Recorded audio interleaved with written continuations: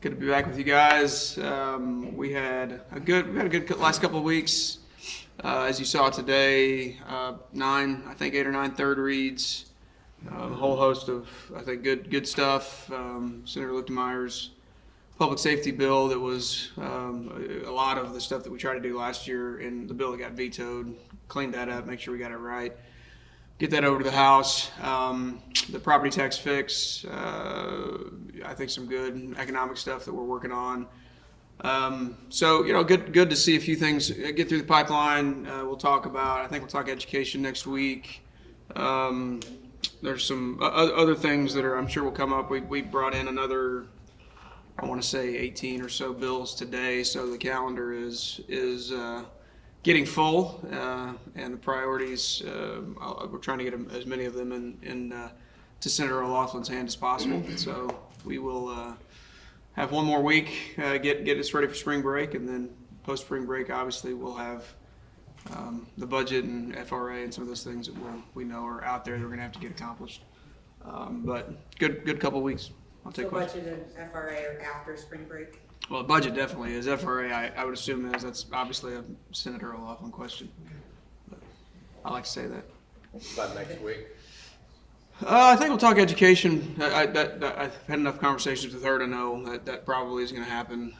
Senator Koenig's bill, a lot of us have been working on, Senator Koenig and myself and Senator O'Loughlin, working with the Democrats and folks on our side, just to try to come up with a package that everybody loves some and hates a little, which is basically the only way you can get an education bill done in this chamber, and certainly get it through the pipeline in the House. So that's what we've been working on for a considerable amount of time, last few weeks.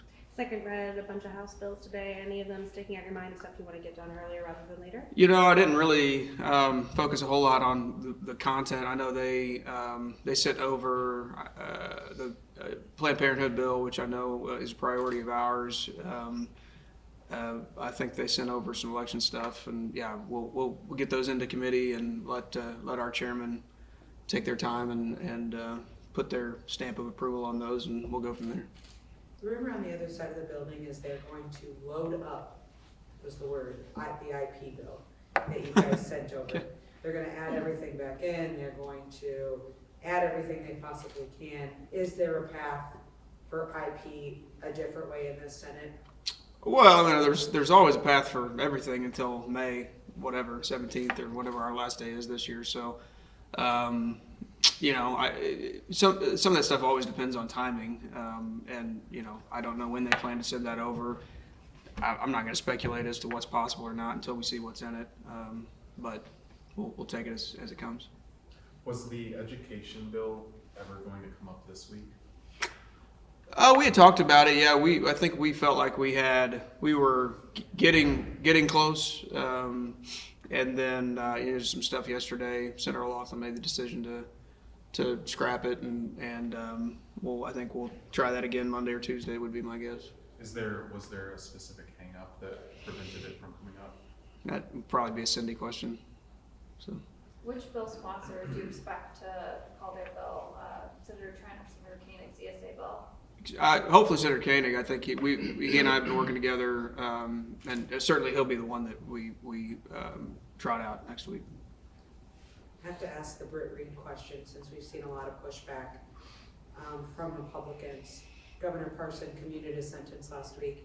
Your thoughts on it? Was that the right thing for Parson to do? Was that not, when he was still supposed to serve time? Yeah, I mean, if I was in his shoes, I wouldn't have done it. I don't like playing Monday morning quarterback a whole lot.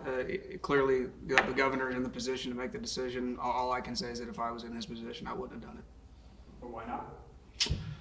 I think there's. I think I try to be as sympathetic and compassionate as I can be. I've been a champion of and tried to support criminal justice reform in my time in the House and my time in the Senate. That particular instance, I think, was fairly egregious. I think there are other people and countless, not countless, but a lot of other people that probably are in similar predicaments with similar charges. That probably aren't going to receive the same treatment. So, it's again, this is my view of it. I wouldn't have done it, but he certainly was within his rights to do so. Anything else? Yeah, hey Senator, this is the first time you are holding a press conference since February 1st. I was just wondering why you skipped the previous 3 months. No specific reason. We just have had crazy Thursdays, and yeah, I don't even remember why, to be honest with you. But we'll make sure we're having them going forward. Do you worry at all that this might make the Freedom Caucus appear maybe bigger than they are since they're here every single week? I think the Freedom Caucus is the exact size that they are. I have a question about education, because I don't remember where you or Cindy fall on the 4 to 5 day school weeks, because I know that could become something. Yeah. Where do you stand on the 4 day school weeks? Do schools need to be in? Yeah, it's a really tough issue. I think, my view of it is probably somewhat nuanced, which I'm not sure the law is going to allow for us to do this whenever we end up bringing this to the floor. But, I've talked to, and I don't think he'd mind me naming his name. I talked to Senator Bean numerous times. He has a bunch of districts in his Senate district that go 4 day that really have come to like it.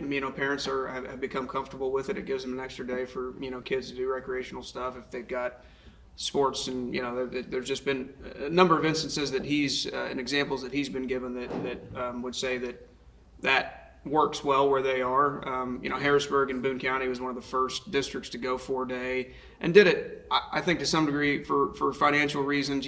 Now you have independence. I think is probably the biggest, and from my perspective, the most egregious example of a larger district doing it. I think for no other reason than just greed. If I'm being honest, there's I assume there's a teacher retention element, potentially there, or any number of other things. But a district with the amount of resources that they have, both state and local, I would compare it in some instances to Columbia. Columbia is very well funded and supported by their local folks. I think Columbia going 5 day would be not greeted warmly.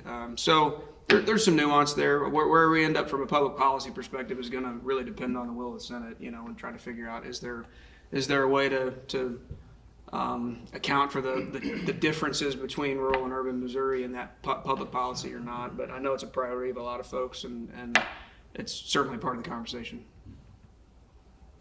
Thank you.